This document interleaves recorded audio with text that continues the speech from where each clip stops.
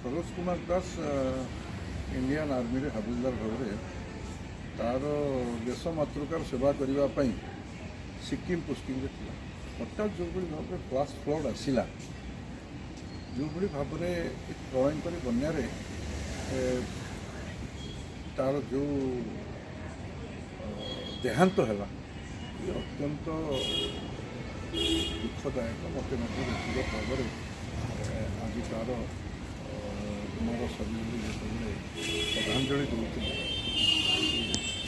निश्चित रूपे अत्यंत पीड़ादायक समय परिवार जो भाव में से कष्ट सहित कथा बेले जानिली से गत चलित वर्ष फेब्रुआरी मसरे 11/2 तार बाहागर होता ये अत्यंत कष्टकर कथा एवं ये मन को आंदोलित करुच्ची निश्चित रूपे जड़े युवक तार प्रभु जगन्नाथ पाखे प्रार्थना करी तार परिवार वर्ग को एभली एक दुख समय शक्ति प्रदान करंतु एवं से ये समय को पारी करंतु सरकार तो समस्त प्रकार सहयोग करेंगे केंद्र सरकार हो राज्य सरकार हो किंतु तार जो